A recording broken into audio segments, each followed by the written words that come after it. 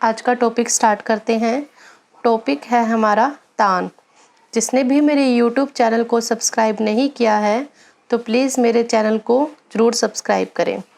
तान राग के स्वरों को जब हम द्रुत गति में गाते हैं, द्रुत गति यानी कि तेज़ गति में गाते हैं, तब वह तान कहलाती है।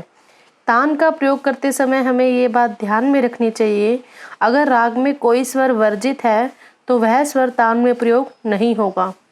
अगर कोई स्वर कोमल लग रहा है या तीव्र लग रहा है तो वो स्वर जो तान में लगेगा वो कोमल या तीव्र ही होगा। तो हमें सबसे बड़ी बात यही ध्यान में रखनी है तान गाते समय कि जो स्वर का प्रयोग राग में किया जा रहा है उसी की ही तान बनेगी।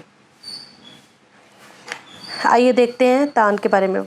तान शब्द की उत्पत्ति तन धातु से हुई है, जिसका अर्थ है तानना अर्थात विस्तार करना। राग के स्वरों को द्रुत गति यानी कि तेज गति में स्वरों में और आकार में बोलने को तान कहते हैं। तान में गति का विस्तार होता है, गति यानी कि लय का विस्तार किया जाता है। आलाप और तान में अंतर केवल गति का होता है। गति का कैसे अंतर है? आलाप में भी वही स्वर लगते हैं जो राग में लग रहे हैं और तानों में भी वही स्वर लगते हैं जो राग में लग रहे हैं, लेकिन आलाप को हम कम गति से गाते हैं और जो तान की गति होती है वो आलाप की गति से थोड़ी तेज होती है। इसलिए आलाप और तान में जो अंतर है वो केवल गति का है। जब तान में गीत के शब्द रख दिए जाते हैं तो उसे बोल तान कहते हैं। तान में जैसे तान हम गाते हैं, तान में हम स्वरों को बोलते हैं, अगर उन स्वरों के नीचे हम शब्द को रख दें तो ये तान हमारी बोल तान कहलाएगी। मतलब तान गाते समय हम स्वरों को बोलेंगे और बोल तान गाते समय हम उन स्वरों की जगह उन गीत के शब्दों का प्रयोग किया जाएगा। इससे सुनकर चित्त प्रसन्न हो जाता है। चित्त मतलब हृदय, इससे सुनकर हृदय प्रसन्न हो जाता है।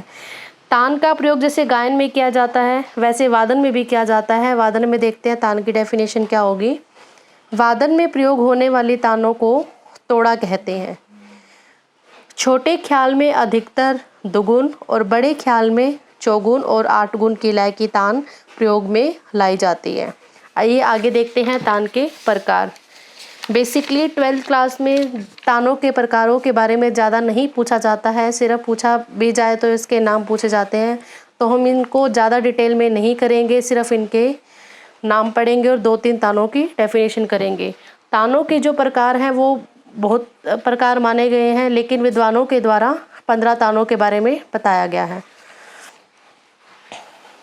शुद्ध तान, जिस तान में स्वरों का क्रम एक सा होता है यानी सीधा होता है उसे क्या कहते हैं? शुद्ध तान।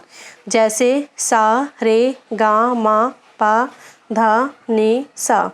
कूट तान वो होती है जिस तान में स्वरों का क्रम या सिलसिला स्पष्ट प्रतीत ना हो, यानी वो तान टेढ़ी मेढ़ी चले, उसे क्या कहते हैं? कूट तान। यह हमेशा टेढ़ी मेढ़ी चलती है। जैसे सारे, गारे, धापा, मापा, रेगा इत्यादि।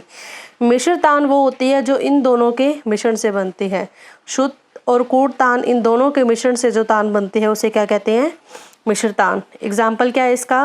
प, ध, नी, ये जो है मंद्र सप्तक के हैं स्वर। आगे मध्य सप्तक के सा, गा, मा, पा, धा, धा, पा, मा, गा, रे, सा, ये इसका एग्जाम्पल है।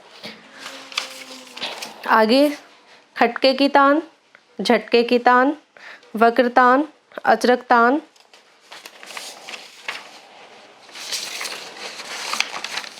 श्रोक तान, लणत तान, स्पाट तान, गिटकरी तान, जबड़े की तान, हलक तान, पलट तान, बोल तान। बेसिकली जो 12th क्लास में बोर्ड में क्वेश्चन आता है वो इतना ही आता है कि तान किसे कहा जाता है या फिर तानों के प्रकारों के नाम लिखो। इसको ज़्यादा डिटेल में नहीं पूछा जाता है, तो इसलिए आपको सिर्फ डेफिनेशन और इसके नाम याद करने हैं। Thank you.